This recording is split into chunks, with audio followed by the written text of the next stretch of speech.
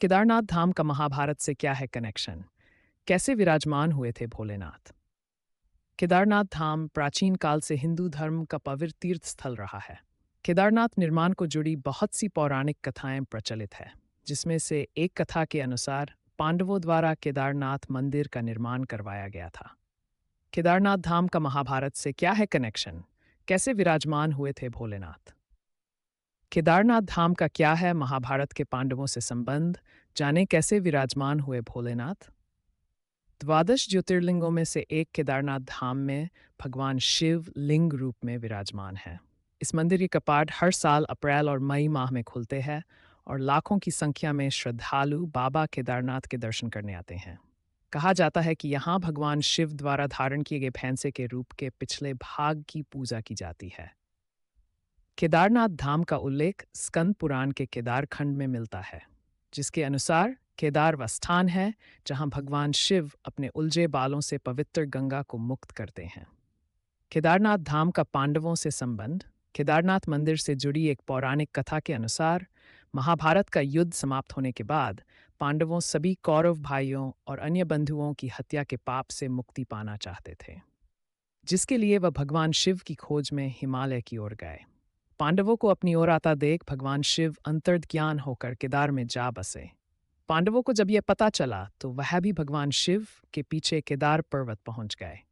भगवान शिव धारण किया भैंसे का रूप जब पांडव भी केदार पर्वत पहुंच गए, तब उन्हें देख भगवान शिव ने एक भैंसे का रूप धारण कर लिया और पशुओं के बीच में चले गए। भगवान शिव के दर्शन पाने के लिए पांडवों ने एक योजना बनाई, जिसके बाद भीम ने विशाल रूप धारण कर अपने दोनों पैर केदार पर्वत के दोनों ओर फैला दिए। सभी पशु भीम के पैरों के बीच से गुजर गए, लेकिन भैंसे के रूप में भगवान शिव ने जैसे ही पैरों के नीचे से निकलने की कोशिश की, तभी भीम ने उन्हें पहचान लिया।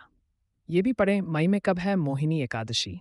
जाने पूजा विधि, शुभ मुहूर्त और महत्व। मई में कब है मोहिनी एकादशी?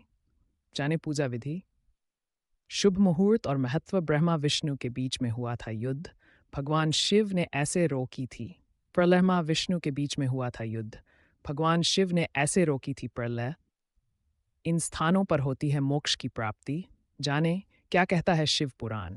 भगवान शिव को पहचान कर भीम ने भैंसे को पकड़ना चाहा तो वह धरती में समाने लगा। तब भीम ने भैंसे का पिछला भाग कसकर पकड़ लिया।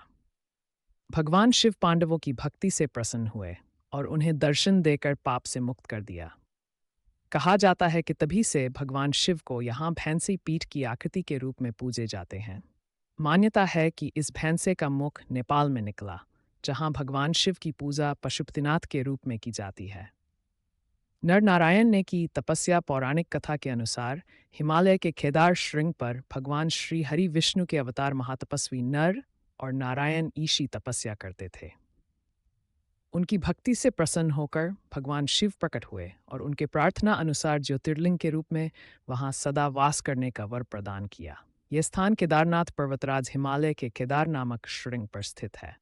आदि शंकराचार्य की समाधि। आदि शंकराचार्य को केदारनाथ मंदिर का जीर्णोद्धार का भी श्रेय दिया जाता है। इनकी समाधि मंदिर परिसर के ही पीछे है। मान्यता है कि शंकराचार्य यहाँ खुद ही धरती में समा गए थे। ये भी मान्यता है कि यहाँ आदि शंकराचार्य ने अपने अनुयायियों के लिए गर्म पानी का कुंड बनवाया था, ताकि वे सर्द मौसम से खुद का बचाव कर सकें।